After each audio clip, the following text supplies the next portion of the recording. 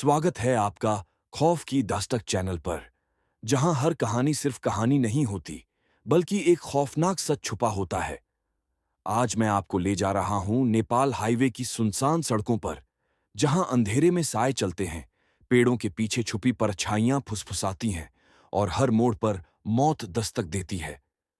मैं हूं एक ट्रक ड्राइवर और ये है मेरी आप बीती नेपाल हाईवे की वो डरावनी रातें, जहां ट्रक की हेडलाइट्स से आगे सिर्फ खाई थीं और पीछे चुड़ैल का साया। उस रात आसमान पूरी तरह से काला पड़ा हुआ था। बादलों की गड़गड़ाहट दूर कहीं पहाड़ों के पीछे से सुनाई दे रही थी। मैं अपने पुराने लेकिन मजबूत ट्रक को लेकर नेपाल हाईवे पर सफर कर रहा था। यह रास्ता मैंने कई बार तय किया था, लेकिन उस दिन का सफर जिंदगी का सबसे खौफनाक तजुर्बा बन जाएगा, ये तो मैंने सोचा भी नहीं था। मैं पेशे से ट्रक ड्राइवर हूं। ट्रक चलाना मेरी रोजी रोटी है, लेकिन सच कहूं तो इस काम में जितनी दिक्कतें हैं, उतनी ही मुसीबतें भी। रात रात भर जागकर ट्रक चलाना, खराब सड़कों पर पहियों को संभालना, पुलिस की चेकिंग और सबसे बड़ी बात, अकेलापन। ट्रक की केबिन में बस मैं और मेरा बोझिल मन होता है। न कोई साथी, न कोई मुस्कुराहट, सिर्फ इंजन की घरघराहट और सड़क की खामोशी। उस रात भी यही हाल था। सामान की डिलीवरी मुझे सुबह तक बॉर्डर तक पहुंचानी थी, लेकिन जैसे जैसे रात गहराती गई, रास्ता और भी सुनसान होता चला गया। नेपाल हाईवे की वो पट्टी जहां से मैं गुजर रहा था, दोनों तरफ घने जंगलों से घिरी हुई थी। सड़क पर न कोई और गाड़ी, न कोई इंसान, सिर्फ कभी कभी किसी जंगली जानवर की आंखें अंधेरे में चमकतीं और फिर गायब हो जातीं। मेरे ट्रक की हेडलाइट्स सड़क को काटते हुए आगे बढ़ रही थीं, लेकिन दिल में एक अजीब सा डर बैठ रहा था, जैसे कोई परछाई मेरे साथ साथ चल रही हो। अचानक मुझे अपने शीशे में हल्की सी हलचल दिखी। मैंने सोचा शायद पेड़ों की डालियां हिल रही होंगी, लेकिन जब ध्यान से देखा तो ऐसा लगा जैसे कोई औरत सड़क किनारे खड़ी हो। उसके बाल खुले हुए थे और उसका चेहरा साफ नहीं दिख रहा था। मैंने आंखें मलीं और दोबारा देखा, लेकिन वहां कुछ नहीं था, सिर्फ अंधेरा और पेड़। दिल ने कहा कि शायद थकान की वजह से वहम हो रहा है। मैंने गाड़ी की स्पीड थोड़ी और बढ़ा दी, लेकिन सफर यहीं से अजीब होना शुरू हो गया। थोड़ी दूर जाने के बाद अचानक ट्रक झटका खा गया। मैंने ब्रेक मारी और नीचे उतरकर देखा तो सड़क बिल्कुल खाली थी। कोई गड्ढा भी नहीं था। फिर भी ट्रक ऐसे हिला जैसे किसी ने जोर से धक्का दिया हो। दिल जोर जोर से धड़क रहा था। हवा में सिहरन थी, जैसे कोई मेरी गर्दन के पीछे सांस ले रहा हो। मैं डर को झटक कर फिर से ट्रक में बैठा और इंजन स्टार्ट किया, लेकिन तभी मेरे कानों में एक धीमी सी आवाज आई, जैसे कोई औरत हंस रही हो। हा हा हा हा हा। ये हंसी इतनी ठंडी और भयानक थी कि मेरी रीढ़ की हड्डी तक कंपा गई। मैंने शीशे से बाहर झांका, लेकिन अंधेरे के अलावा कुछ नहीं था। मैंने खुद से कहा, हनुमान जी का नाम ले, डरना मत, और धीरे धीरे ट्रक आगे बढ़ाने लगा। लेकिन कुछ ही मिनटों बाद वो औरत फिर दिखाई दी, इस बार साफ।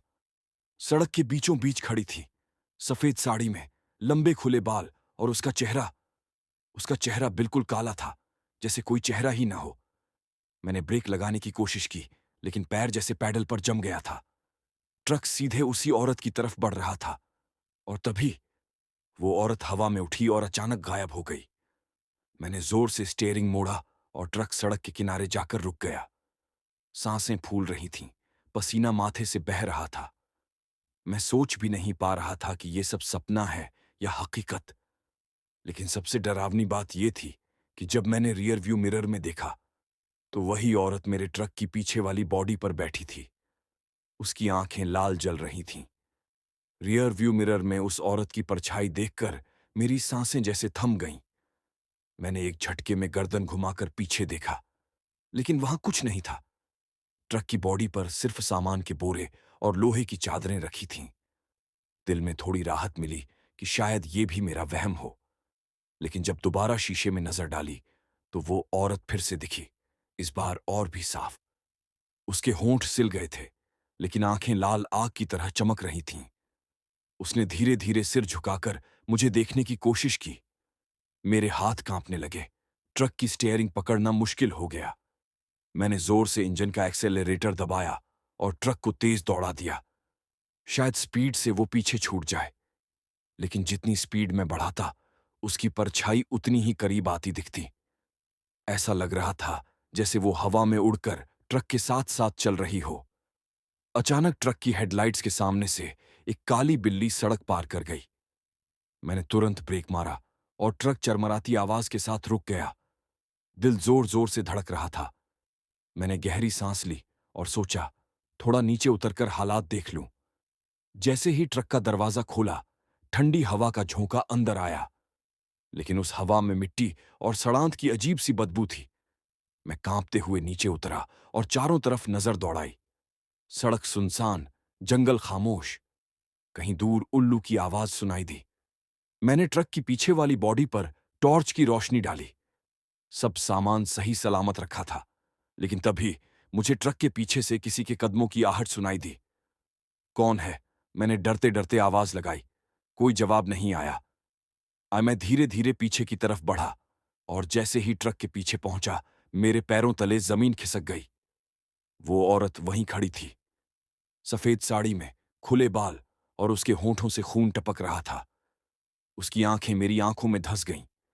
मैंने टॉर्च उसके चेहरे पर डाली और उसी पल टॉर्च अपने आप बंद हो गई। चारों तरफ फिर से अंधेरा छा गया। उसने धीरे धीरे अपनी लंबी उंगलियां उठाईं और मेरे ट्रक की बॉडी पर रगड़ने लगी। खट खट खट जैसी आवाज गूंजने लगी। मैं पसीने पसीने हो गया। डर से पैर पीछे हट रहे थे, लेकिन बदन जैसे वहीं जड़ हो गया था। फिर अचानक उसने एक चीख मारी, इतनी तेज और भयानक कि मेरा कलेजा मुंह को आ गया। उसी चीख के साथ वो औरत मेरी तरफ दौड़ी। मैं जान बचाने के लिए भागते हुए ट्रक की तरफ लपका, दरवाजा खोला और भीतर कूद गया। किसी तरह इंजन स्टार्ट किया और पूरी ताकत से ट्रक को आगे दौड़ा दिया। लेकिन दिल का डर वहीं का वहीं रहा, क्योंकि जब मैंने शीशे में देखा, वो औरत अब ट्रक की छत पर बैठी थी। उसके लंबे बाल हवा में लहरा रहे थे और उसके हाथ ट्रक के शीशे पर जोर जोर से बज रहे थे। धड़ाम, धड़ाम, धड़ाम। हर चोट के साथ मेरे दिल की धड़कन तेज होती गई।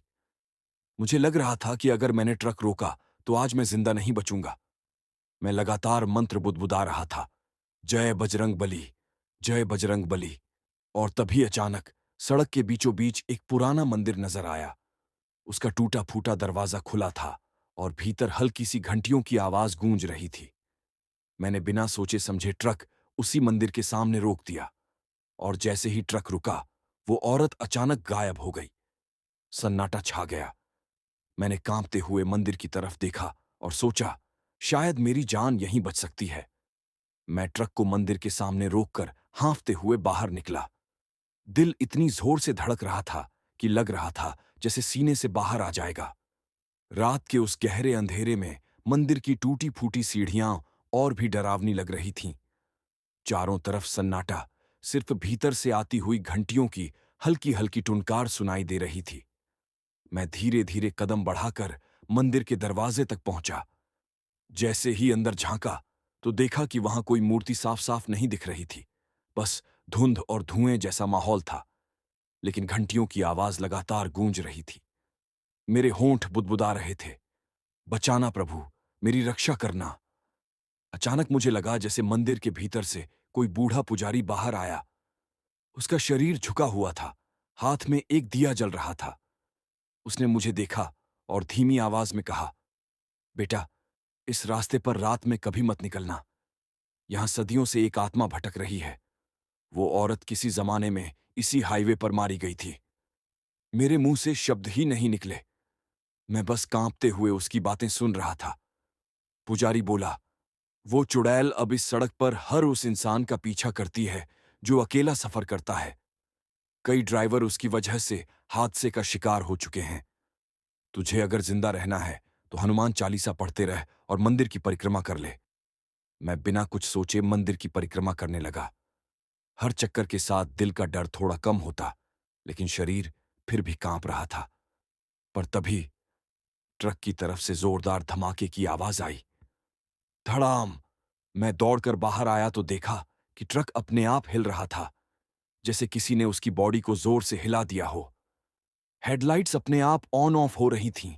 मेरी आंखें फटी की फटी रह गईं, क्योंकि ट्रक के ऊपर वही औरत फिर से बैठी थी।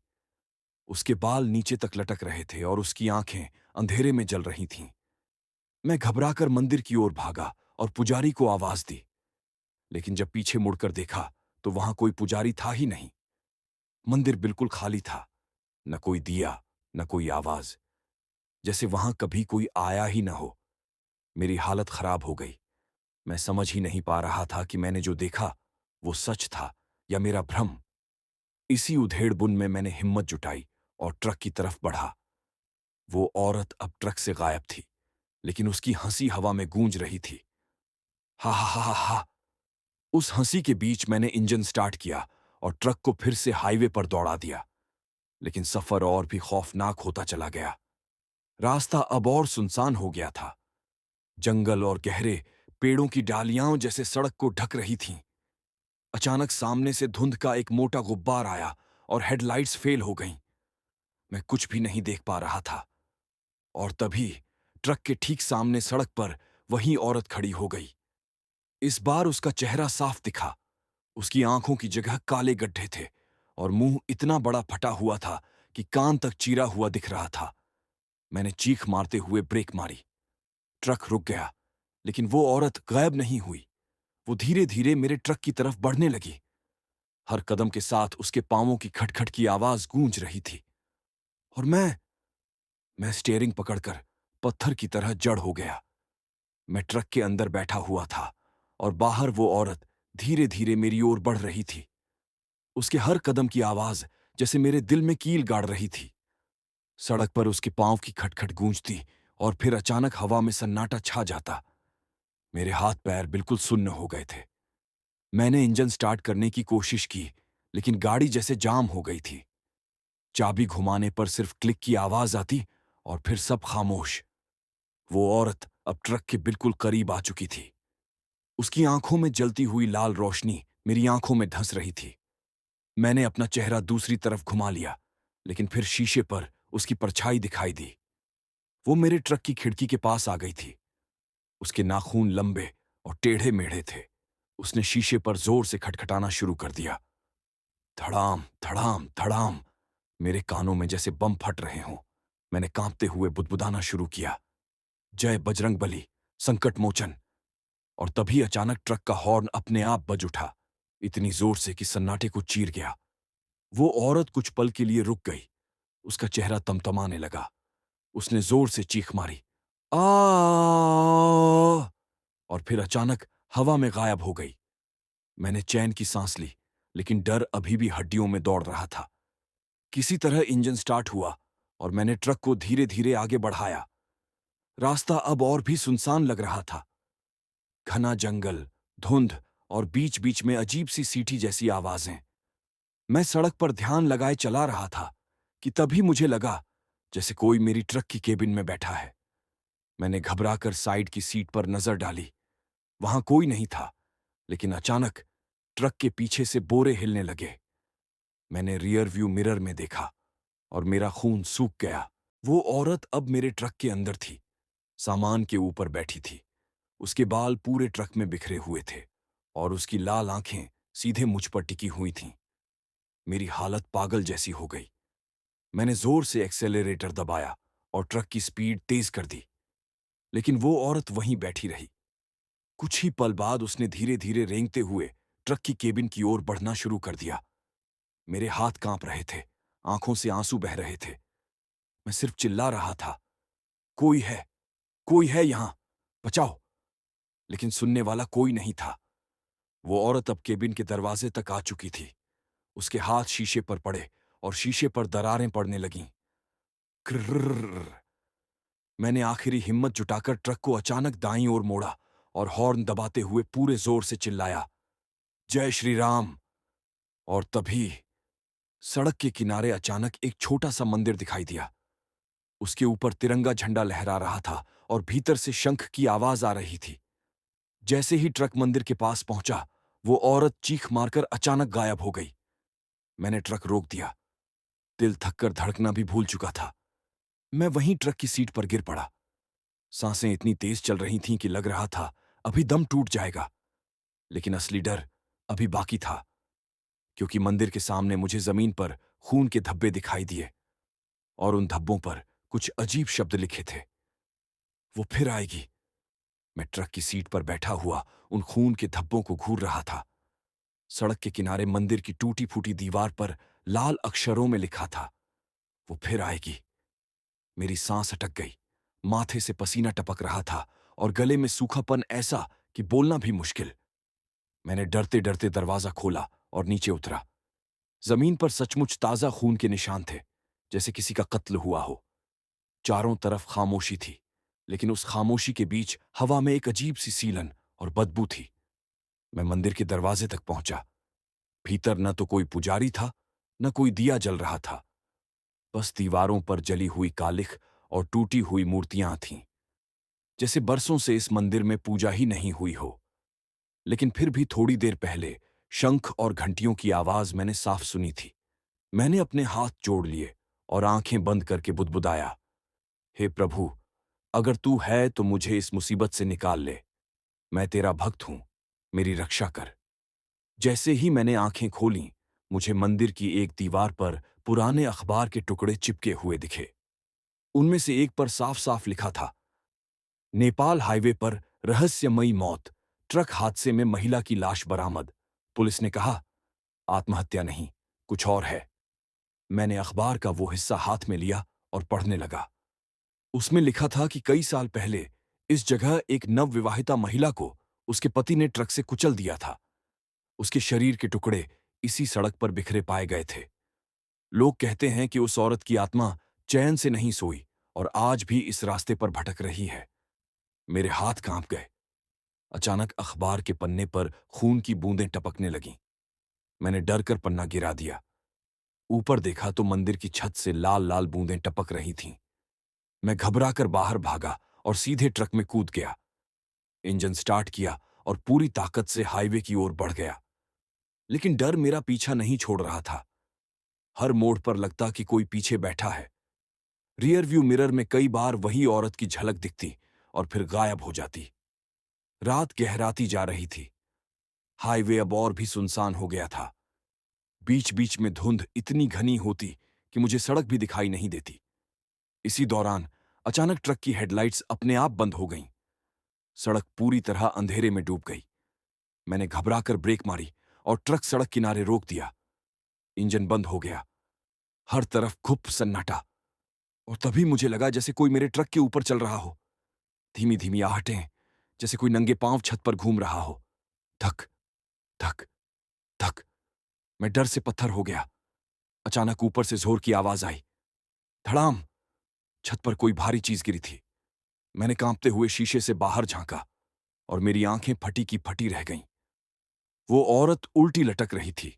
उसके बाल हवा में झूल रहे थे और उसका चेहरा शीशे से चिपका हुआ था। उसकी आंखों के गड्ढों से काला धुआं निकल रहा था और उसके होंठ फटे हुए खून टपका रहे थे।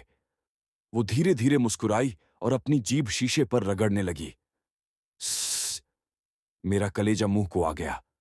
मैंने चीख मारते हुए इंजन स्टार्ट करने की कोशिश की। कई बार घुमाने के बाद इंजन चालू हुआ और मैंने पूरी ताकत से ट्रक आगे बढ़ाया। लेकिन जितनी तेज मैं ट्रक दौड़ाता, उतनी ही तेज उसकी चीखें मेरे कानों में गूंजतीं। तू मुझसे नहीं बच सकता। तू भी मरेगा। तू भी मरेगा। मैंने आंखें बंद करके चिल्लाया, जय हनुमान संकट मोचन। और उसी पल ट्रक के आगे अचानक एक उजाला चमका। सड़क किनारे एक बड़ा हनुमान जी का पत्थर का मूर्ति दिखाई दी। उसके सामने जलती हुई मशालें थीं। जैसे ही ट्रक उस मूर्ति के पास पहुंचा, वो औरत अचानक एक भयानक चीख मारकर हवा में गायब हो गई। ट्रक रुक गया। मैं हांफते हुए स्टीयरिंग पर गिर पड़ा। आंखों से आंसू बह रहे थे। लेकिन तभी मूर्ति के नीचे एक कागज पड़ा दिखा। मैंने कांपते हुए उसे उठाया। उस पर लिखा था, अगर बचना है तो उसकी असली मौत की जगह ढूंढ, वहीं उसका श्राप खत्म होगा। मैंने उस कागज को हाथ में कसकर पकड़ा और लंबे समय तक उसे घूरता रहा। उस पर लिखी पंक्ति मेरे दिमाग में हथौड़े की तरह बज रही थी। अगर बचना है तो उसकी असली मौत की जगह ढूंढ, वहीं उसका श्राप खत्म होगा। मेरे माथे से पसीना टपक रहा था। दिल में डर और उलझन दोनों थे। मतलब ये औरत सिर्फ एक आत्मा नहीं, बल्कि किसी अधूरी मौत का बदला लेने वाली आत्मा है। और जब तक उसका श्राप खत्म नहीं होगा, वो मुझे छोड़ने वाली नहीं। मैंने ट्रक स्टार्ट किया और धीरे धीरे आगे बढ़ा। अब हर तरफ धुंध और गहरी हो चुकी थी। सड़क जैसे किसी अनजान गड्ढे की तरफ जा रही हो। घने जंगलों के बीच से आती अजीब अजीब आवाजें कान फाड़ रही थीं। रियर व्यू मिरर में बार बार मुझे लगता कि कोई पीछे बैठा है। कई बार वही औरत की लाल आंखें झलक जातीं और फिर गायब हो जातीं। मैंने मन ही मन सोचा, अगर मुझे बचना है तो मुझे उसकी असली कहानी जाननी ही होगी। मुझे उस जगह पहुंचना होगा जहां उसकी मौत हुई थी। इसी सोच में गाड़ी चला रहा था कि अचानक सड़क पर सामने से एक बूढ़ा आदमी दिखा। हाथ में लालटेन थी और शरीर पर फटे पुराने कपड़े। मैंने गाड़ी रोकी और खिड़की से झांक कर कहा, बाबा, आप यहां इस समय? क्या आप मुझे बता सकते हैं कि इस सड़क पर औरत के हादसे वाली जगह कहां है? वो बूढ़ा धीरे धीरे मेरी तरफ आया। उसकी आंखें अजीब थीं, एकदम सफेद, बिना पुतलियों के। उसने कर्कश आवाज में कहा, तू क्यों पूछ रहा है बेटा? वहां जाने वाले कभी लौट कर नहीं आते। मेरे गले से आवाज नहीं निकली, लेकिन हिम्मत जुटाकर बोला, मुझे वहां जाना ही होगा, वरना ये औरत मुझे मार डालेगी। बूढ़ा कुछ देर खामोश रहा, फिर उसने अपनी लालटेन मेरी तरफ बढ़ाई और बोला, ठीक है, सड़क के इस मोड़ से बाईं तरफ जो टूटा पुल है, वहीं उसकी मौत हुई थी।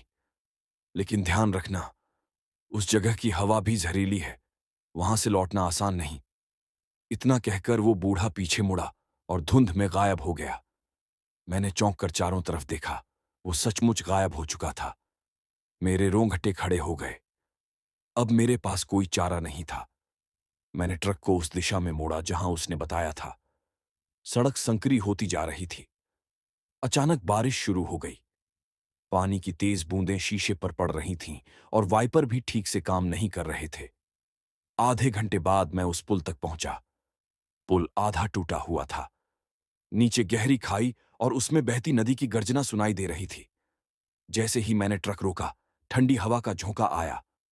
हवा के साथ साथ वही औरत की सिसकियां गूंज उठीं। हा हा, तुम क्यों आए हो यहां?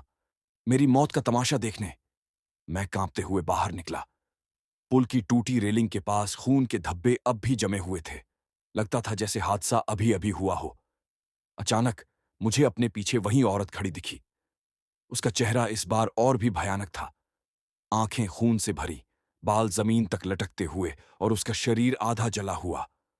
उसने चीखते हुए कहा, यहीं यहीं मेरे पति ने मुझे ट्रक से कुचल दिया था और मेरे टुकड़े इसी खाई में फेंक दिए। अब हर ट्रक ड्राइवर को मैं वही दर्द महसूस कराती हूं जो मैंने झेला। उसकी आवाज बिजली की तरह गूंजी। मैं घुटनों के बल गिर पड़ा। मैंने हाथ जोड़कर कहा, मुझे माफ कर दो, मैं तुम्हारा दुश्मन नहीं हूं।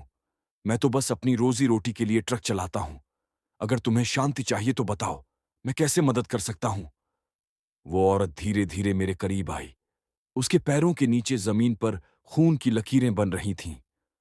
उसने अपनी उंगली मेरे माथे पर रखी और बोली, मेरे शरीर के टुकड़े अब भी इस खाई में पड़े हैं।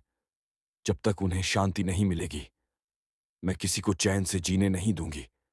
मैंने कांपती आवाज में कहा, तो बताओ, मैं क्या करूं? उसकी आंखों से आंसू बहने लगे, लेकिन वो आंसू खून जैसे लाल थे। उसने कहा, मेरे टुकड़ों को नदी से निकालो और उन्हें इस मंदिर में दफनाओ, तभी मैं इस श्राप से मुक्त हो पाऊंगी। मैंने उसकी बात सुनी, लेकिन तभी हवा में फिर वही ठंडी हंसी गूंजी। कहीं से आवाज आई, झूठ मत सुनो, ये कभी नहीं जाएगी। ये तुझे भी खींचकर अपने साथ ले जाएगी। मैंने चारों तरफ देखा, लेकिन वहां और कोई नहीं था। तो क्या ये औरत सच कह रही थी या मुझे फंसा रही थी? उस रात पुल पर खड़ा मैं दोनों आवाजों के बीच उलझ गया था। सामने औरत का भयानक रूप खड़ा था, जो कह रही थी कि उसके शरीर के टुकड़े नदी से निकालकर मंदिर में दफनाना होगा, तभी उसकी आत्मा को शांति मिलेगी।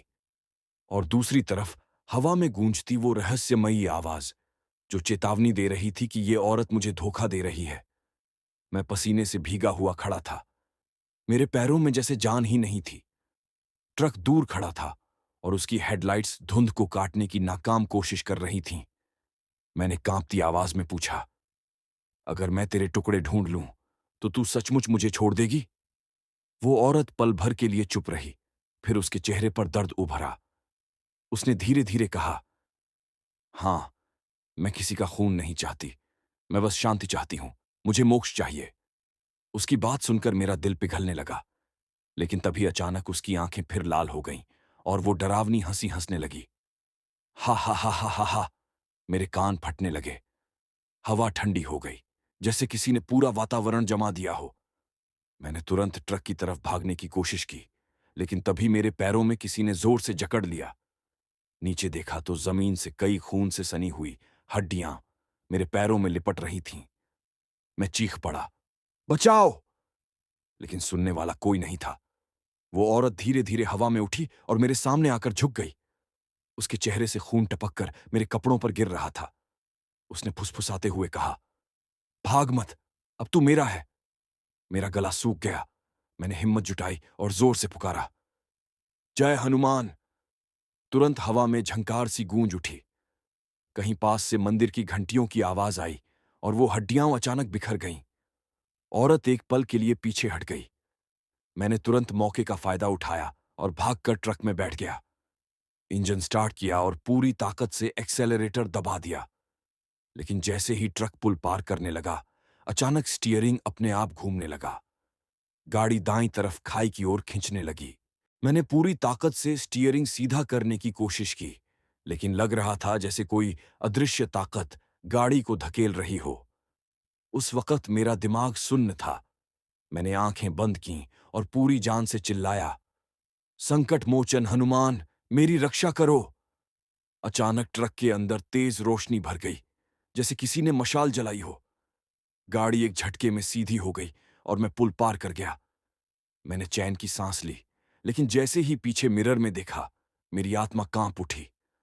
वो औरत अब भी ट्रक के ऊपर खड़ी थी, लेकिन इस बार उसके साथ और भी परछाइयां थीं। 5 और औरतें, सबके चेहरे कटे फटे, खून से सने हुए। सब एक साथ चीखने लगीं, तू भी हमारे साथ आ, तू भी मर।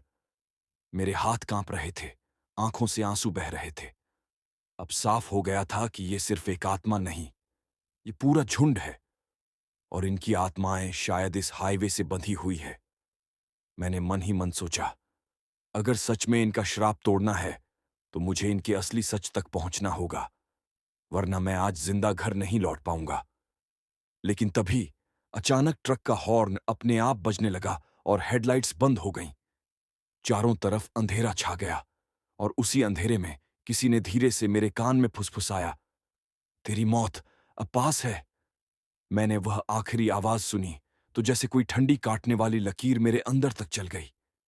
हर कोशिका कांपने लगी।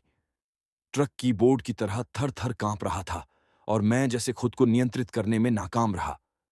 हेडलाइट्स अंधेरे में झपक झपक कर बुझती जलती रहीं और बाहर की वो भीड़ सी परछाइयां धीरे धीरे हटती हुई पृष्ठभूमि में विलीन होती दिखीं।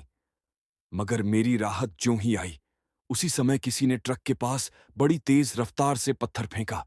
थक! शीशे पर दरार उठी और उस आवाज ने मेरी किसी भी सांस को रोक दिया। मैंने देखा कि सड़क के किनारे से एक झुंड कुत्ते, या फिर उन परछाइयों की तरह कुछ, खुले हुए होठों से भौंक रहे थे। उनकी आवाजें अजीब, असहज और मानो किसी पुरानी वाजो नियम को दोहरा रही हों। मैं पैरों पर ठहरा नहीं कर पाया। ट्रक को झटका देते हुए तेजी से मोड़ा और किसी तरह उस खतरनाक मोड़ को पार किया। मेरे गले में बैठी चीख अपनी जगह पर थी, निकलने को बेताब थी, पर गले ने फिर भी उसे दबा दिया, क्योंकि अगर मैं चीखा तो शायद वही चीख वहां बैठी औरतों को और भी ज्यादा बुला देगी। रात का समय अब और गहरा हो चुका था। धुंध इतनी मोटी थी कि कुछ कदम आगे तक भी कुछ दिखाई नहीं देता। मेरे मन में एक पक्का विचार आ चुका था, मुझे किसी न किसी तरह उस महिला की सच्चाई से सामना करना होगा। अगर सच सचमुच वही था जो उसने कहा, टुकड़े, नदी, दफनाना, तो मैं ही क्यों उसे पूरा करूं? पर सोचना अब नाकाफी था। जो विकल्प बचा था वह करते जाना ही था। आगे चलकर मैंने देखा कि सड़क के किनारे एक छोटी सी झोपड़ी जलती हुई दिए की रोशनी से दबी हुई थी। उस रोशनी में कुछ लोग बैठे थे, चेहरे धुंधले पर परिचित, जैसे किसी पुराने दुःस्वप्न के। मैंने सावधानी से अपनी गाड़ी धीमी की और करीब रुककर खिड़की से झांका। उनमें से एक औरत उठी, माथे पर लाल टीका और आंखों में थकान, पर उसकी नजरें ऐसी थीं जैसे उसने सिर्फ घड़ी में समय नहीं, कोई इतिहास देखा हो। उसने मुझे देखा और बिना आश्चर्य के पीढ़ी दर पीढ़ी की थकान से बोली, रास्ते पर अकेले मत चलो बेटा, आज रात यहां कुछ अलग है। मैंने बिना ज्यादा सब बताए कहा, मुझे उस जगह का पता है जहां उसकी मौत हुई थी। मुझे बताओ, क्या सच में नदी में उसके टुकड़े हैं? उसने कुछ पल देखा, फिर धीमे से कहा, कई सालों से लोग कहते आए हैं, हाईवे पे जो आत्माएं हैं वे अपने ही अतीत की रेखाएं दोहरा रही हैं। पर अगर एक आदमी खुद अपनी हस्ती से लड़ना चाहे तो शायद उसे मदद मिल जाए। पर याद रहे, हमें उसकी बातों पर पूरा भरोसा नहीं करना चाहिए। उसकी बात सुनकर मेरा सिर घूमा। भरोसा किस पर करूं? उस रूह पर जिसने मुझे यहां तक घसीटा, या उन जिंदा लोगों पर जिनकी आंखों में डर बसा था? मैं कुछ भी तय नहीं कर पाया, पर मेरी दिमागी हिम्मत कह रही थी, कम से कम नदी तक जाओ, सच जानो, और फिर चाहे जो हो फैसला कर लेना। मैंने अपनी टॉर्च ली और ट्रक से उतरकर झोपड़ी वालों से कुछ खाने का पैकेट लिया। उन्हें मेरी हालत देखकर दया आ गई थी। मैंने 2-3 लोकल लोगों को साथ ले लिया, एक बूढ़ा मछुआरा, एक युवा लड़का जो अक्सर रात में रास्ता पार करता था, और वही औरत जिसने मुझे चेतावनी दी थी। उनके हाथ कांप रहे थे, लेकिन उनका साथ मुझे थोड़ा साहस दे गया। हम चल पड़े, रात की ठंडी हवा में सांसें गिनते हुए, टॉर्च की रोशनी में कदम रखना। रास्ता छोटा सा था, पर हर कदम पर ऐसा लगता कि धरती खुद उखड़कर किसी भयानक सच को प्रकट कर देगी। नीचे की खाई से पानी की धीमी गड़गड़ाहट आ रही थी, नदी जिसका शोर कभी शांत नहीं होता। तभी टॉर्च की रोशनी में कुछ चमक उठा, सोने जैसा नहीं, पर किसी चीज की झिलमिलाहट। एक झील के पास झूलता हुआ छोटा सा कंगन था। मैंने झट से उसे उठाया।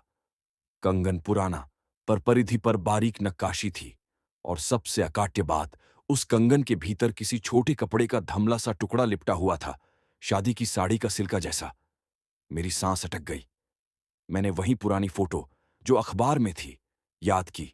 नवविवाहिता, साड़ी, कंगन, लाल सिंदूर, ये सब मिलकर मेरे हाथों में थे।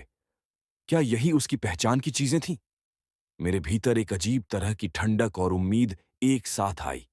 हो सकता है यही सबूत हों जिनके बिना आत्मा शांति नहीं पा रही थी। हमने नदी किनारे खुदाई शुरू की।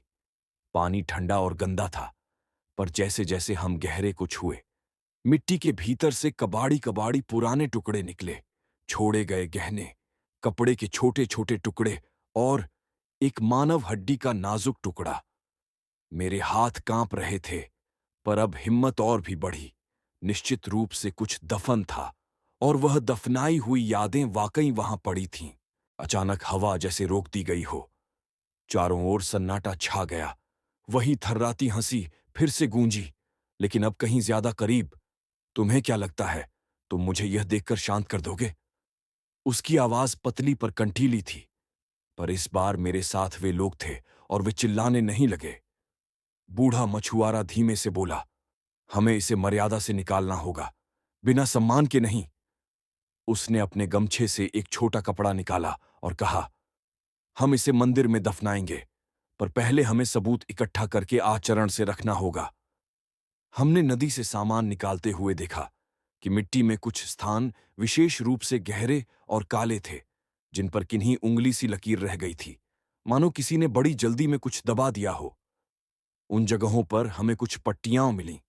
उन पर लाल रंग के निशान थे, शायद खून के सूखे धब्बे। सब कुछ संकेत दे रहे थे कि यहां कोई क्रूर घटना हुई थी। मैंने अंदर से खुद से कहा, अगर मैं इसे ठीक से दफना दूंगा, अगर मैं उसकी आत्मा के लिए किसी सम्मान का रास्ता खोल दूंगा, तो क्या वह मुझे छोड़ देगी?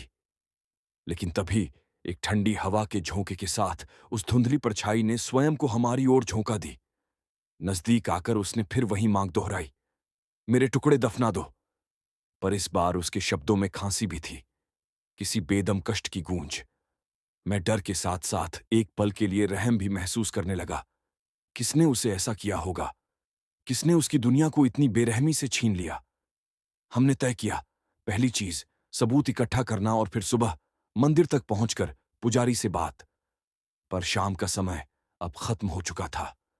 हम केवल जो कुछ निकाल पाए थे वही लेकर वापस ट्रक की तरफ लौटे। रास्ते भर उस औरत की परछाई हमारे पीछे पीछे नहीं आई। शायद उसे थोड़ा सुकून मिला कि उसके कुछ हिस्से बाहर आ गए हैं। ट्रक में बैठते ही मेरी कमर पर कमजोर सी थकान और चक्कर आने लगे। मैं सोच रहा था कि अगर सुबह हमने सब कुछ ठीक तरह से दफना दिया तो क्या मुझे उसकी बदनीयती से मुक्ति मिल जाएगी, या क्या मैंने खुद को किसी जाल में फंसा लिया था जहां मदद करने का इरादा ही मुझे उसके त्रासदी का अगला लक्ष्य बना देगा। हम मंदिर के पास पहुंचे तो आसमान पहले से हल्का सा होने लगा था, पर रात की धुंध अभी छाई हुई थी। मंदिर में अंदर जाकर हमने जो कुछ निकाला था, कंगन, कपड़े के टुकड़े, हड्डी का एक नाजुक टुकड़ा, उसे एक साफ कपड़े में रखा और पुजारी को दिखाया। उसकी आंखें बारीकी से झांक कर बोलीं, ये वही चीजें हैं जिनके बिना आत्मा नहीं शांत होती। चलो, इन्हें शुद्ध करके दफनाते हैं। हमने सब कुछ पहले पवित्र जल से धोया, फिर मंदिर की प्रथा के अनुसार मंत्र पढ़कर मिट्टी की ओट में रख दिया। जमीन में दफनाने से पहले मैंने अपने हाथ जोड़कर कहा, यदि तुम्हें शांति चाहिए तो यह स्वीकार करो और एक बार छोड़ दो। मेरी आवाज में भी कंपकंपी थी, पर दिल में एक विश्वास भी था कि कुछ सच्चाइयों को कबूल कर लेने से ही आस्था और भय में फर्क आता है। जब अंतिम मिट्टी का ढकान पड़ा गया तो मंदिर की घंटियां अचानक जोर से बजीं। ऐसा लगा मानो कोई पल भर के लिए रोशनी दे गया हो। हवा गर्म हुई और एक हल्का सा सुगंधी संकेत आया, जैसे किसी ने कपूर जला दिया हो।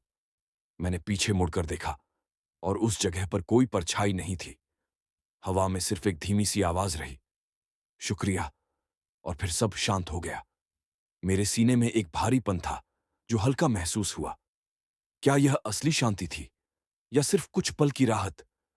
मैं जानता था कि असली परीक्षा अभी बाकी थी, क्योंकि कई और आत्माएं थीं और उनकी प्यास का निदान शायद एक रात में नहीं होगा। पर उस सुबह मंदिर से निकलते समय मैंने पहली बार महसूस किया कि शायद मैं कल तक जिंदा रह जाऊंगा। मैंने ट्रक की चाबी घुमाई, इंजन गूंज उठा और मैंने देखा कि हवा में कोई अजीब सी हल्की सी मुस्कान थी, या शायद वह बस मेरी आंखों की थकावट थी। हमने ज्यों-त्यों आगे बढ़ा, मुझे लगा कि रास्ता अब पहले जैसा नहीं रहा, पर खतरा अभी भी कहीं न कहीं मौजूद था। मैंने अंदर से पक्का निश्चय किया, अब मैं पीछे नहीं हटूंगा। चाहे जो भी हो, मैं यह सच उजागर करूंगा, चाहे इस हाईवे के कितने ही अंधेरे सामने आए। मंदिर में हड्डी और सामान दफनाने के बाद थोड़ी राहत तो मिली, पर भीतर का डर अब भी जिंदा था। ट्रक मंदिर से निकाला तो सूरज उग चुका था। धूप हल्की थी, लेकिन उसकी गर्मी मेरे दिल तक नहीं पहुंची। आंखें भारी थीं, नींद से चूर शरीर थक चुका था, पर मुझे पता था सफर अभी लंबा है। मैंने इंजन स्टार्ट किया और धीरे धीरे हाईवे पर चढ़ गया। मंदिर से निकले उन गांव वालों ने मुझे विदा करते वक्त कहा था, बेटा, आत्माएं तभी शांत होती हैं जब उनका सच सामने आता है। तूने एक काम किया, पर अब भी औरतें बाकी हैं, संभल कर जाना। उनकी बात मेरे कानों में गूंजती रही। मैं सोच में पड़ गया कि क्या वाकई ये सब कुछ आत्माओं का खेल है, या इस हाईवे पर कोई पुराना राज दबा हुआ है जिसे लोग जानबूझकर छुपा रहे हैं। ट्रक चलाते चलाते मैं गहरी घाटी वाले हिस्से में पहुंचा। यहां सड़क संकरी और खतरनाक थी। दाएं तरफ गहरी खाई, बाएं तरफ घना जंगल। पेड़ों की शाखाएं हवा में ऐसी हिल रही थीं मानो किसी अदृश्य चीज को रास्ता दिखा रही हों। इसी दौरान ट्रक का रेडियो अचानक अपने आप चालू हो गया। मैं चौंक गया, क्योंकि मैंने उसे छुआ भी नहीं था। पहले तो सिर्फ स्टैटिक आवाज आई, फिर उसमें से एक स्त्री की कराहने की आवाज उभरी, मदद! कोई है? मुझे बचाओ! मेरा खून जम गया। वही आवाज जो कल रात पुल पर थी। मैंने तुरंत रेडियो बंद किया, लेकिन आवाज बंद होने के बजाय और तेज गूंजने लगी। अब वो ट्रक के केबिन में ही सुनाई दे रही थी। मैं घबरा गया और सड़क पर ध्यान देने की कोशिश की। तभी अचानक सामने सड़क पर एक औरत खड़ी दिखाई दी। सफेद साड़ी, खुले बाल और खून से सना चेहरा। मैंने जोर से ब्रेक मारा। ट्रक चीखता हुआ रुक गया। लेकिन जैसे ही मैंने दोबारा सामने देखा, वहां कोई नहीं था। खाली सड़क और उड़ती धूल। दिल तेजी से धड़क रहा था। मैंने गहरी सांस ली और फिर से ट्रक आगे बढ़ाया। पर जैसे जैसे किलोमीटर बीतते गए, मुझे लग रहा था कि कोई ट्रक के पीछे पीछे चल रहा है। मैंने रियर मिरर में देखा। मेरी रीढ़ की हड्डी में सिहरन दौड़ गई। ट्रक के पीछे धुंध में 3 औरतों की परछाइयां भाग रही थीं। उनके पैर जमीन को छू भी नहीं रहे थे। उनके चेहरे खून से सने और आंखें लाल। वो जैसे ट्रक से बंधी हुई थीं और मेरे पीछे पीछे खींच रही थीं। मैंने डर से रफ्तार बढ़ाई, पर जितनी रफ्तार बढ़ाता, वो उतनी तेज हो जाती। अचानक उनमें से एक औरत हवा में कूदकर ट्रक की छत पर जा गिरी। एक जोरदार धमाका हुआ। पूरा केबिन हिल गया। मेरे हाथ कांप रहे थे। मैंने हिम्मत जुटाकर ऊपर की तरफ देखा तो ट्रक की विंडशील्ड पर खून टपक रहा था, जैसे किसी ने अपने हाथों से उसे नोच डाला हो। मैं बुरी तरह से घबराया। तभी ट्रक अपने आप धीमा होने लगा। मैंने एक्सेलरेटर पूरी ताकत से दबाया, लेकिन गाड़ी मानो किसी अदृश्य ताकत के कब्जे में थी। फिर अचानक स्टीयरिंग अपने आप घूम गया और ट्रक सड़क किनारे जंगल की ओर मुड़ गया। मैं चीख पड़ा, नहीं! ट्रक झटके से रुक गया। इंजन बंद हो गया। चारों तरफ सन्नाटा। न कोई इंसान, न कोई आवाज, सिर्फ पेड़ों के बीच से आती हवा की सरसराहट। मैंने डरते डरते दरवाजा खोला और बाहर झांका। तभी पेड़ों के बीच से धीमी आवाज आई, तूने एक को दफनाया, लेकिन हम बाकी कहां जाए? हमारी मौत का सच क्यों छुपाया गया? मैंने कांपते हुए पुकारा, कौन हो तुम सब? पेड़ों के बीच से धुंध उठी और उसमें कई औरतों के चेहरे उभरे। सबके चेहरे कटे फटे, आंखों में खून और होठों पर वही सवाल, कौन हमें इंसाफ देगा? मेरे पैरों तले जमीन खिसक गई। अब मुझे समझ आया, ये सिर्फ एक आत्मा की कहानी नहीं थी। ये पूरा कत्ल था और इन औरतों की आत्माएं इसी हाईवे से बंधी थीं। पर सच क्या था? किसने इन्हें मारा और क्यों इन्हें यहां गाड़ दिया गया? मैंने जैसे ही पीछे मुड़कर देखा, ट्रक के बोनट पर खून से लिखा हुआ था, सच खोजो, वरना तू भी हमारे साथ। बोनट पर लिखा वो खून भरा संदेश देखकर मेरी रूह कांप गई। सच खोजो, वरना तू भी हमारे साथ। ये शब्द मेरी आंखों के सामने जैसे चाकू की तरह गड़ गए। मैंने ट्रक का दरवाजा जोर से बंद किया और अंदर बैठ गया। इंजन स्टार्ट करने की कोशिश की, लेकिन चाबी घुमाने पर सिर्फ कर्र कर्र की आवाज आई। ट्रक जैसे जानबूझकर बंद हो गया हो। अचानक केबिन के अंदर सर्दी की एक लहर फैल गई। मेरी सांसें धुंधली होने लगीं। मैंने शीशे पर देखा। मेरे ठीक पीछे सीट पर कोई बैठा था। मैंने गर्दन मोड़कर देखा और मेरी आंखें डर से चौड़ी हो गईं। वहां एक औरत बैठी थी। उसका चेहरा पूरी तरह जला हुआ, आंखें बिना पलकों के और मुंह से धुआं निकल रहा था। उसने मेरी तरफ झुककर फुसफुसाया, हम सबको यहां जलाया गया था, जिंदा। मेरे होठों से आवाज तक नहीं निकली। हाथ कांप रहे थे। उसने धीरे से अपना काला, जला हुआ हाथ मेरे कंधे पर रखा। उस स्पर्श से ऐसा लगा जैसे आग मेरे शरीर में फैल रही हो। मैं दर्द से कराहते हुए सीट से कूदकर बाहर आ गया। बाहर निकला तो जंगल और भी डरावना लग रहा था। पेड़ जैसे पास आकर मुझे घेर रहे थे। तभी अचानक जमीन हिलने लगी। मैंने देखा, मिट्टी के नीचे से कई हाथ बाहर निकल रहे थे, काले, जले हुए, खून से सने हुए। वो हाथ मेरी टांगें पकड़ने लगे। मैं बुरी तरह से संघर्ष करने लगा। चिल्लाते हुए मैंने जेब से वह छोटा सा हनुमान चालीसा का कागज निकाला, जिसे मंदिर के पुजारी ने दिया था। मैंने कांपते हुए उसे जमीन की तरफ फेंका और जोर से कहा, जय बजरंग बली। तुरंत जमीन से उठते हुए हाथ पीछे हट गए। जलने की दुर्गंध और चीखों का तूफान जंगल में गूंज उठा। मैंने हांफते हुए खुद को ट्रक के दरवाजे तक घसीटा। तभी मेरी नजर बोनट पर दोबारा पड़ी। इस बार वहां नए शब्द लिखे थे, सत्य यहां के गांव में दफन है। मेरे दिमाग में जैसे बिजली दौड़ गई। क्या ये सब घटनाएं किसी गांव से जुड़ी हैं? क्या इन औरतों का सच उसी गांव ने छुपाया है? मैंने किसी तरह ट्रक को फिर स्टार्ट किया। इस बार इंजन गर्जना करता हुआ चालू हो गया। मैंने गाड़ी सड़क की तरफ मोड़ी और तेज रफ्तार से चल पड़ा। कुछ किलोमीटर आगे एक टूटा फूटा साइन बोर्ड मिला, जिस पर धुंधली लिखावट थी, गजरा गांव, 3 किलोमीटर। दिल ने साफ कहा, यही वो गांव होगा। मैंने ट्रक उसी दिशा में मोड़ा। रास्ता संकरा और वीरान था। जैसे ही गांव के पास पहुंचा, अजीब सी खामोशी ने मुझे जकड़ लिया। न बच्चों की आवाज, न मवेशियों की, न लोगों की। बस सुनाई देती थी हवा में बंधी घंटियों की धीमी धीमी झंकार। मैंने ट्रक गांव के चौपाल के पास रोका। उतरते ही देखा कि कुछ बूढ़े लोग मुझे घूर रहे थे। उनकी आंखों में डर और छुपाव साफ झलक रहा था। मैंने हिम्मत जुटाकर पूछा, यहां कई औरतों की आत्माएं भटक रही हैं। उनका सच क्या है? तुम लोग क्या छुपा रहे हो? मेरी बात सुनकर बूढ़े कांप गए। उनमें से एक ने हाथ जोड़कर कहा, बेटा, तूने जिनका जिक्र किया है वो इस गांव की ही औरतें थीं। सालों पहले उन्हें हमारे ही लोगों ने जिंदा जला दिया था। वो सब बेकसूर थीं। मेरे पैर कांप गए। गुस्सा और डर दोनों मेरे अंदर मिल गए। मैंने गरज कर कहा, क्यों? किस गुनाह की सजा दी तुम लोगों ने? एक और बूढ़ा रोते हुए बोला, गुनाह कुछ नहीं था, बस शक था। गांव में बार बार बच्चे मर रहे थे, फसलें सूख रही थीं। लोगों को लगा कि औरतें जादू टोना करती हैं, और डर ने हमें अंधा बना दिया। हमने उन्हें पकड़कर यहां से दूर जंगल में आग लगा दी। उसकी बात सुनकर मेरी रूह कांप गई। आंखों में आंसू भर आए। यही वो सच्चाई थी जो ये आत्माएं मुझे बताना चाहती थीं। यही उनका दर्द था। लेकिन इससे भी डरावना सच अब सामने था। उनकी आत्माएं अब बदले की आग में जल रही थीं। तभी गांव के बीच खड़ी टूटी फूटी हवेली से जोर की चीख निकली। हवेली की खिड़कियों से काली धुंध और आग की लपटें बाहर आने लगीं, और उस धुंध में मैंने उन औरतों को देखा, सब एक साथ। उन्होंने एक स्वर में चीखा, तूने सच जान लिया। अब तू हमारी मदद करेगा या हमारे साथ जलेगा? गांव की हवेली से उठती वो आग और धुंध देखकर मेरी टांगें जैसे पत्थर की हो गईं।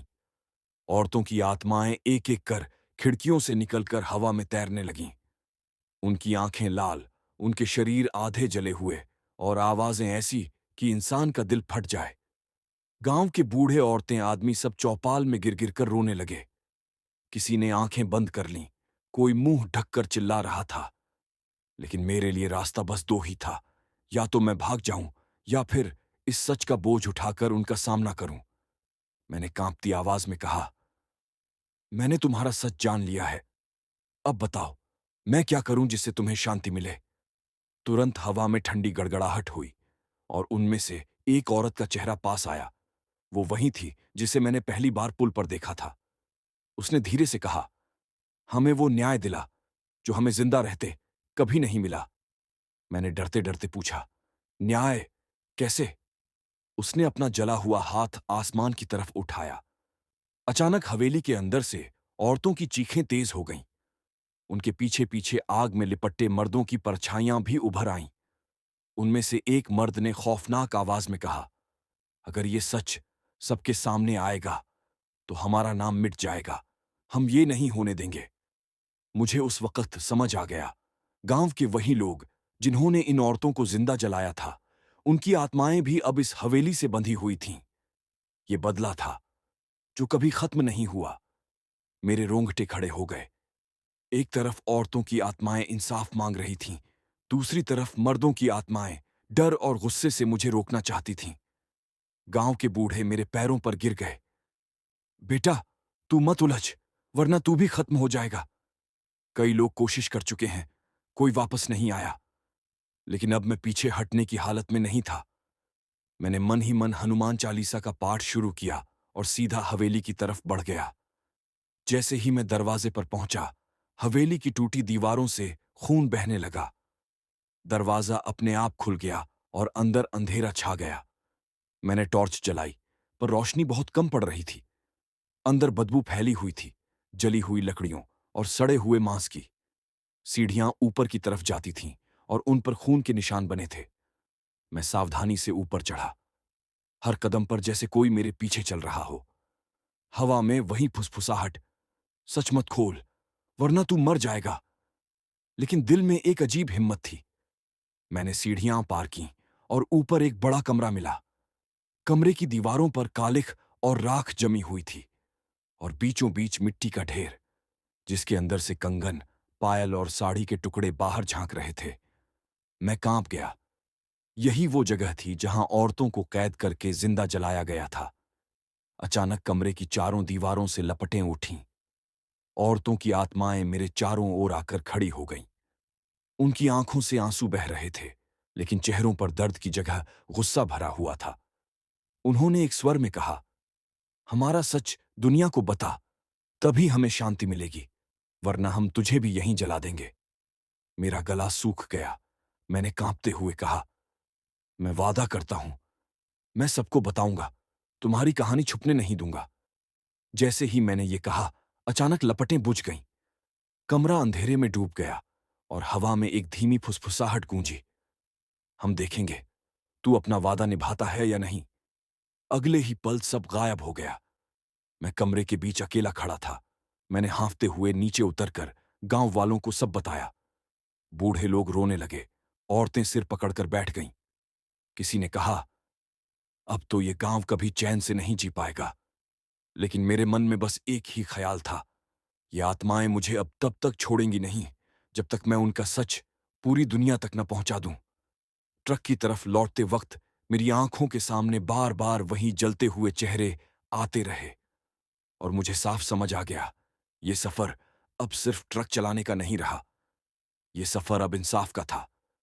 गांव से निकलने के बाद मेरी हालत ऐसी थी जैसे कोई मुझे भीतर से खा रहा हो। ट्रक धीरे धीरे चल रहा था, लेकिन दिमाग में बस वही औरतों की चीखें, वही जलते चेहरे और हवेली का वो खून से लिखा संदेश घूम रहा था। सड़क पर धुंध और भी गहरी हो चुकी थी। हेडलाइटें आगे मुश्किल से कुछ मीटर ही रोशनी कर पा रही थीं। अचानक लगने लगा जैसे हर पेड़ के पीछे कोई खड़ा है, मुझे देख रहा है। मैंने मन ही मन कहा, हे राम, अब ये कैसा इम्तिहान है। अचानक ट्रक का रेडियो अपने आप ऑन हो गया। उसमें से कोई भजन नहीं, बल्कि औरतों की चीखें गूंजने लगीं। बचाओ, हमें जला दिया, न्याय, न्याय। मैं घबरा गया। जल्दी से रेडियो बंद करने की कोशिश की, लेकिन बटन दबाने के बावजूद आवाज बंद नहीं हुई, बल्कि और ज्यादा तेज होती गई। इतने में पीछे केबिन में कुछ हिलने की आवाज आई। मैंने शीशे में देखा, सामान के ऊपर फिर वही औरत बैठी थी। उसके चेहरे से धुआं उठ रहा था, जैसे अभी अभी आग से निकली हो। उसने धीरे धीरे मेरी तरफ झुककर कहा, तूने वादा किया है, अगर वादा तोड़ा तो तुझे भी जलाकर यहीं बांध देंगे। मेरे हाथ पैर जम गए। मैंने कांपते हुए कहा, मैं वादा निभाऊंगा, मैं सबको बताऊंगा, बस मुझे छोड़ दो। वो औरत कुछ पल चुप रही, फिर उसके होठों से डरावनी हंसी निकली और वो धुएं की तरह गायब हो गई। रेडियो की चीखें भी अचानक बंद हो गईं, लेकिन अब मेरे दिल में साफ था, ये आत्माएं मुझे तब तक पीछा नहीं छोड़ेंगी जब तक मैं उनका सच पूरी दुनिया के सामने न रख दूं। रात गहराती जा रही थी। हाईवे सुनसान था। कहीं कहीं टूटी झोपड़ियां और खाली ढाबे दिखाई दे रहे थे। मैं बहुत थक चुका था, लेकिन रुकने की हिम्मत नहीं थी। करीब आधा घंटा चला होगा कि अचानक सड़क पर एक बच्ची खड़ी दिखाई दी।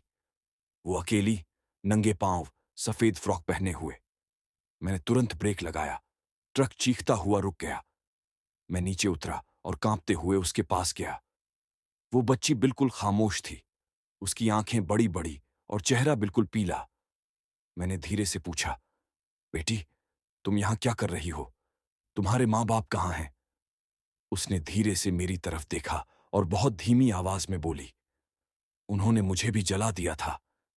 मेरे पैरों तले जमीन खिसक गई। इससे पहले कि मैं कुछ समझ पाता, उस बच्ची की आंखों से खून बहने लगा और वो अचानक धुएं में बदलकर हवा में उड़ गई।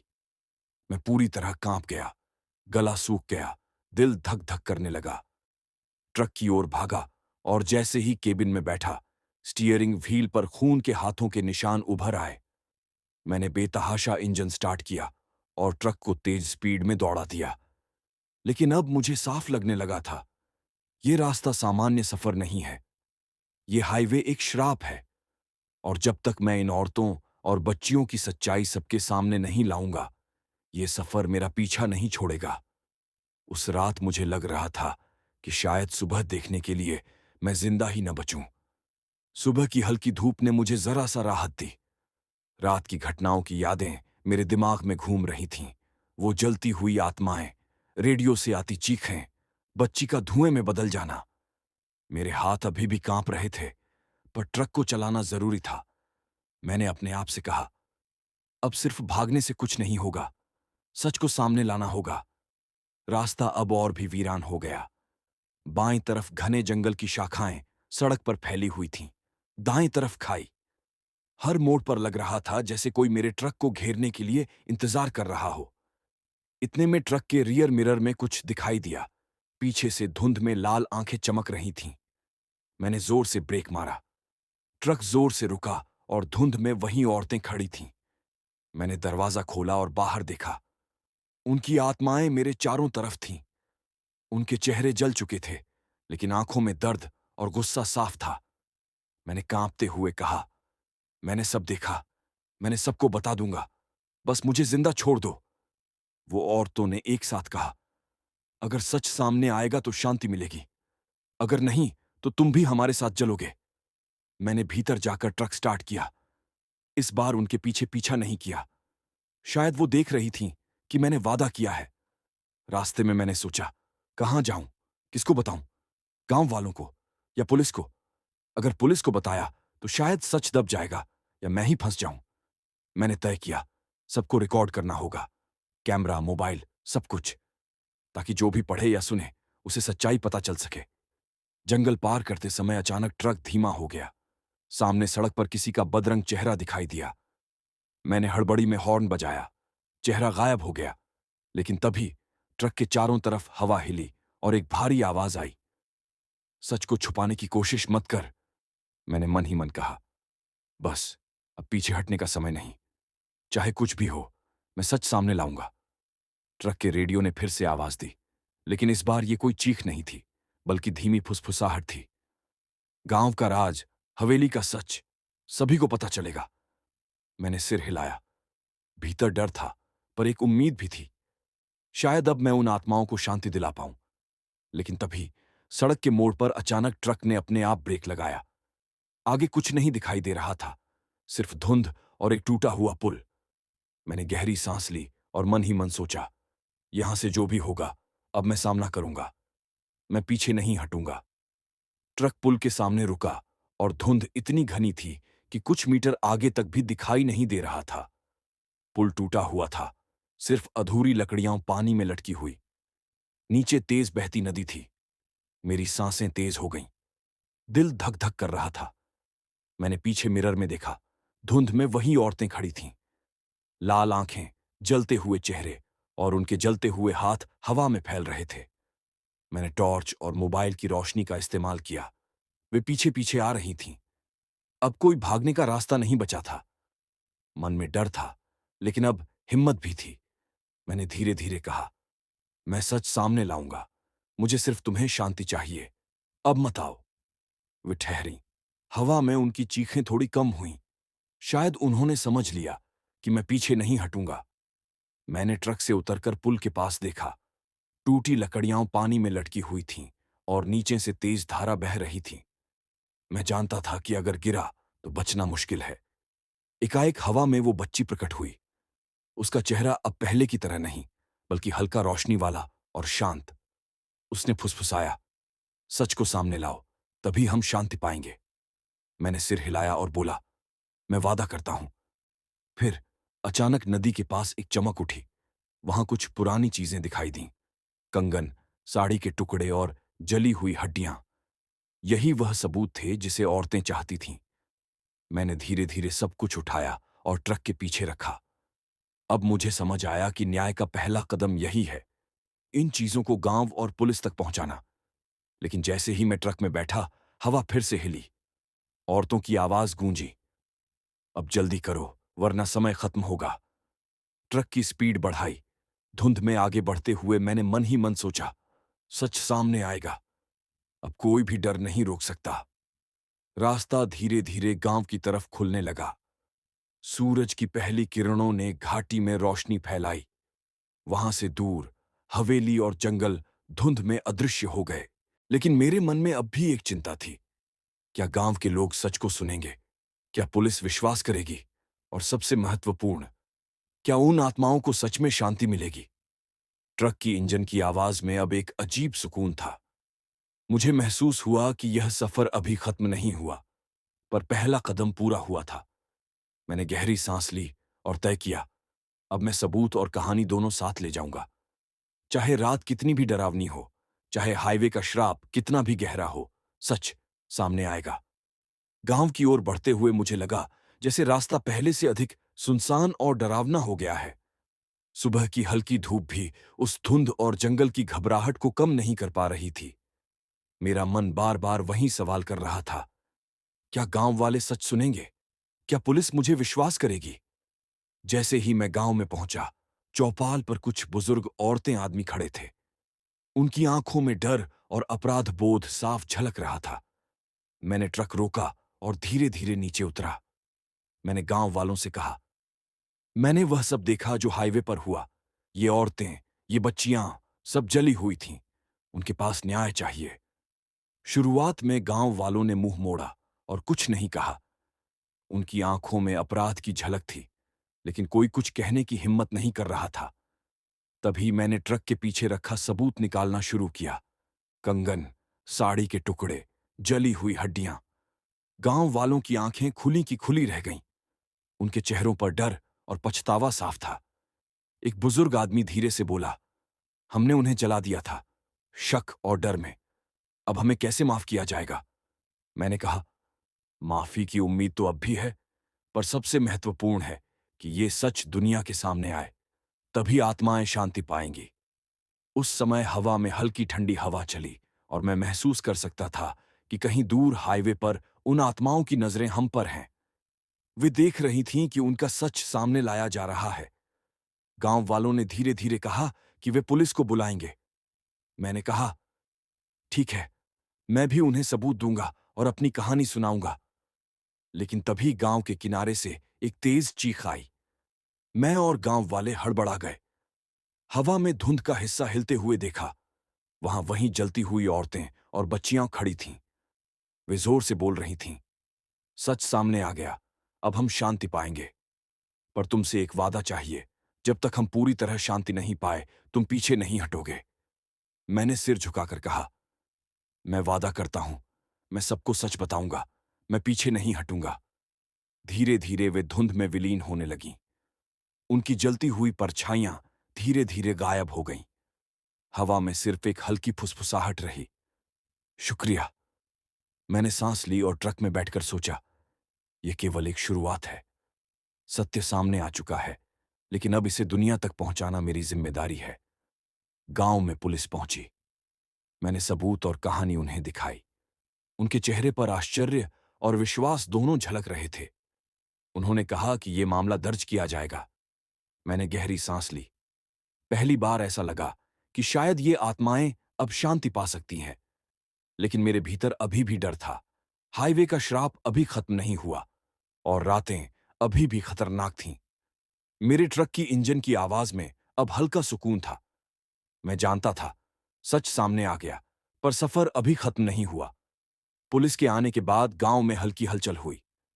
लोग धीरे धीरे बाहर आने लगे और गांव का वातावरण पहले की तरह डरावना नहीं लग रहा था। लेकिन मेरे मन में अभी भी वही घबराहट थी। हाईवे पर जो अनुभव हुए थे, उन्हें कोई आसानी से भूल नहीं सकता। मैंने ट्रक को स्टार्ट किया और हाईवे की तरफ चल पड़ा। सड़क पर अब भी धुंध थी, पर सुबह की हल्की रोशनी ने मुझे थोड़ी उम्मीद दी। रेडियो बंद था और पीछे की सीट खाली। फिर भी मुझे लगता था कि कहीं दूर धुंध में वे आत्माएं मुझे देख रही थीं। रास्ते में मैंने सोचा, गांव वालों को सच दिखाना पर्याप्त नहीं था। मुझे अपने चैनल और सोशल मीडिया के जरिए पूरी दुनिया तक यह कहानी पहुंचानी होगी, ताकि लोग समझें कि झूठ और शक कितने निर्दयी हो सकते हैं। जैसे ही मैं ट्रक चला रहा था, अचानक रोड किनारे एक छोटी झोपड़ी दिखाई दी। उसमें से धीमी रोशनी और हल्की आवाजें आ रही थीं। मैंने टॉर्च जलाई और देखा, वहां कुछ बच्चे खेल रहे थे। उनकी आंखों में डर नहीं, बल्कि जीवन की चमक थी। मैंने खुद से कहा, शायद अब कुछ सही दिशा में बदल रहा है। शायद ये हाईवे अब पूरी तरह श्रापित नहीं रहा। पर तभी मेरी टांगों के नीचे जमीन हिली। ट्रक अचानक धीमा हो गया। पीछे मिरर में देखा, धुंध में एक महिला खड़ी थी। वह वही थी जिसे मैंने पहले पुल पर देखा था। उसने धीरे से कहा, सत्य सामने आया है, लेकिन हाईवे पर और भी आत्माएं हैं। कई और गांव के लोग इसे नहीं जानते। मैंने हिम्मत जुटाई और बोला, मैं उनके लिए भी सच सामने लाऊंगा। अब मैं पीछे नहीं हटूंगा। महिला ने सिर हिलाया और धीरे धीरे गायब हो गई। उस दिन मैंने हाईवे पर सफर जारी रखा। रास्ता लंबा और थका देने वाला था, लेकिन मेरे मन में दृढ़ निश्चय था। सच को सबके सामने लाना ही मेरी जिम्मेदारी है। शाम होते होते मैं एक बड़े शहर पहुंचा। यहां पत्रकार और पुलिस अधिकारी मौजूद थे। मैंने उन्हें हाईवे की पूरी कहानी बताई। गांव, हवेली, जलती आत्माएं, सबूत। वे लोग डर और आश्चर्य में थे। उन्होंने कहा, यह सच में डरावना और गंभीर मामला है। हम इसे पूरी दुनिया तक पहुंचाएंगे। रात को जब मैं ट्रक पार्क कर ट्रक के केबिन में बैठा, मैंने महसूस किया कि अब धुंध कम थी और शायद वे आत्माएं अब पहली बार थोड़ी राहत महसूस कर रही थीं। लेकिन मेरे भीतर एक चेतावनी भी थी। हाईवे का सफर खत्म नहीं हुआ और आत्माएं अभी भी किसी न किसी रूप में मौजूद हैं।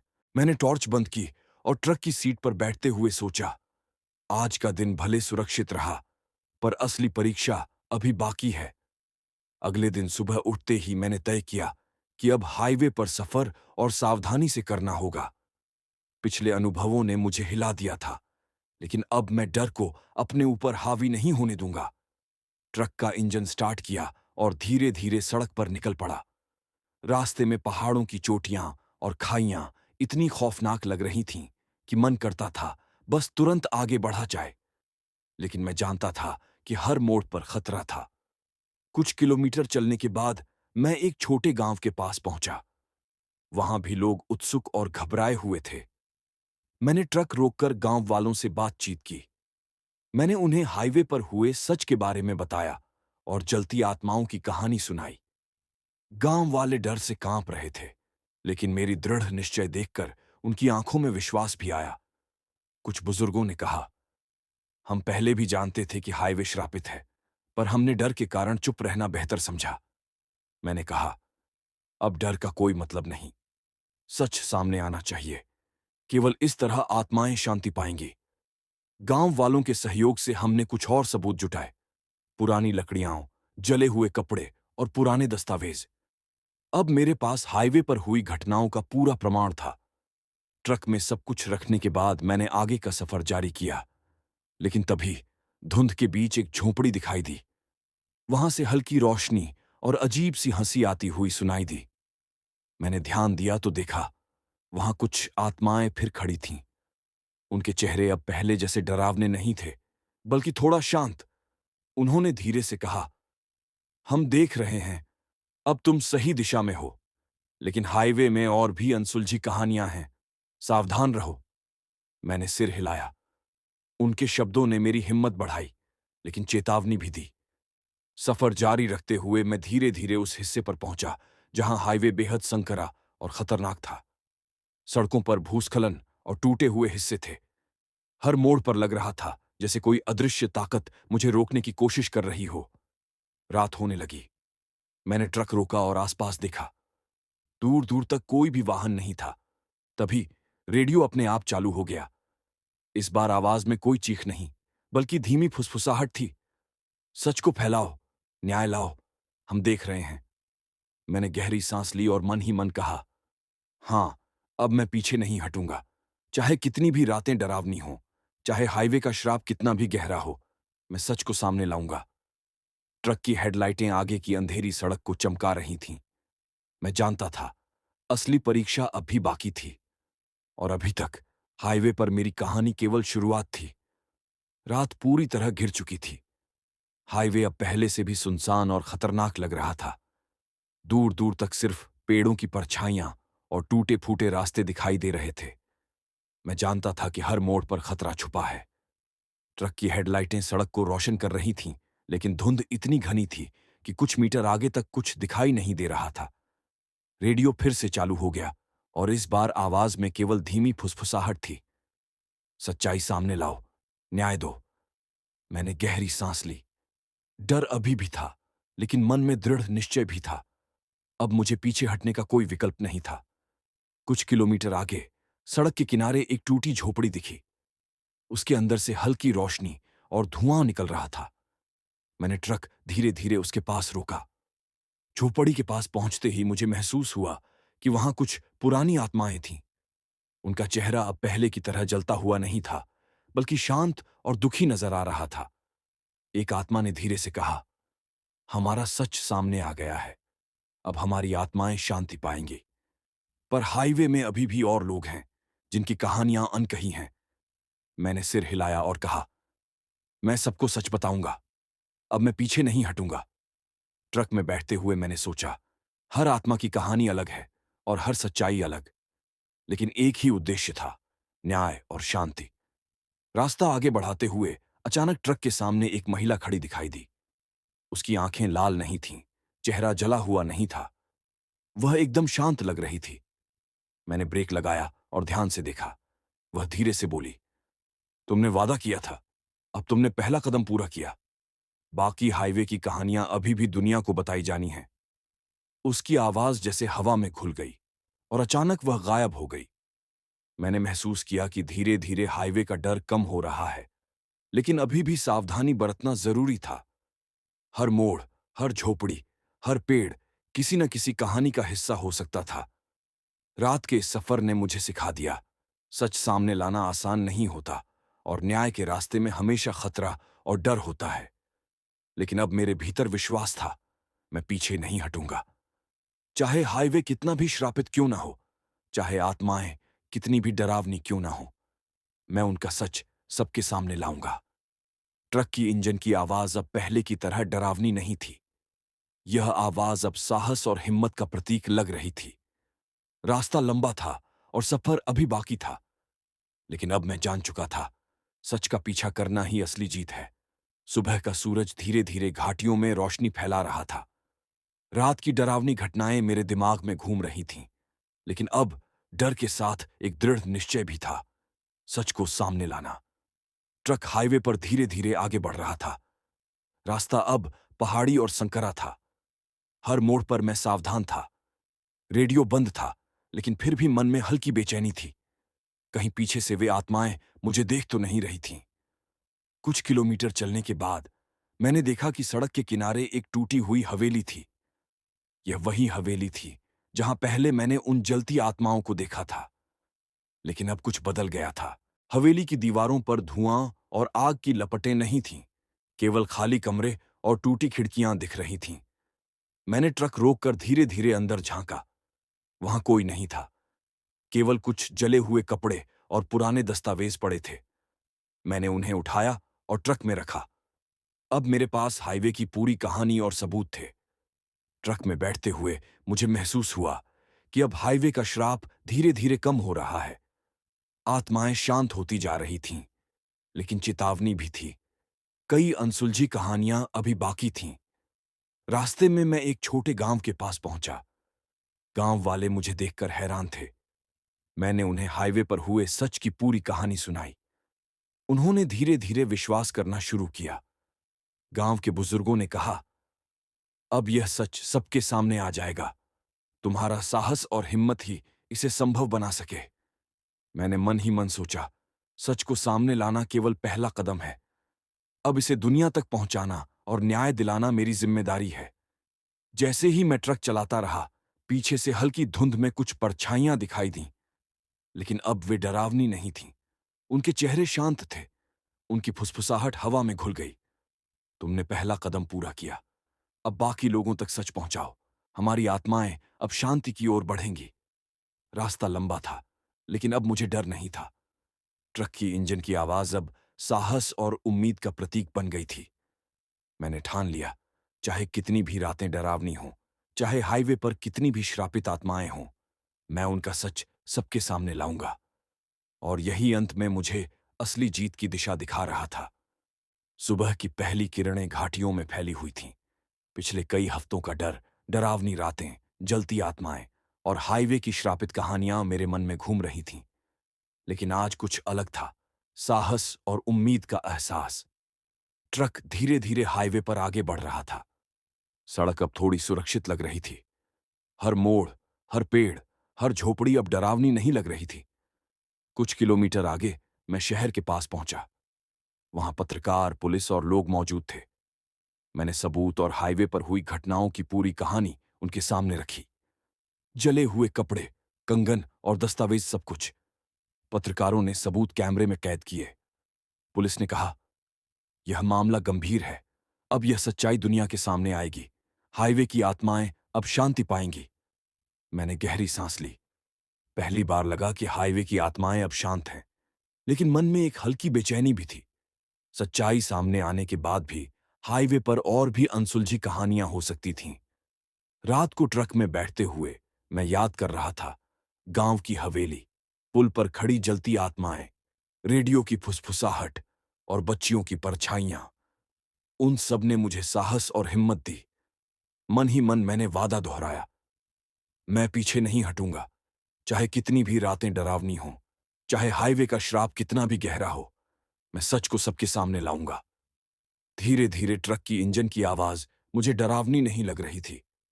अब यह आवाज मेरी हिम्मत, मेरा साहस और मेरी जिम्मेदारी बन गई थी। सफर लंबा था, लेकिन अब मुझे डर नहीं था। हाईवे की आत्माएं शांति की ओर बढ़ रही थीं, और मैं जानता था कि उनका सच अब दुनिया के सामने है। ट्रक की हेडलाइटें सड़क को चमका रही थीं।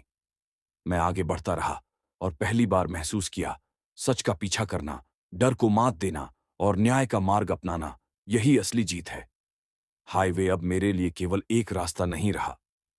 यह अनुभव, साहस और इंसानियत की कहानी बन गया। और इसी के साथ मेरी नेपाल हाईवे की डरावनी, रहस्यमयी और साहसिक यात्रा का अंत हुआ।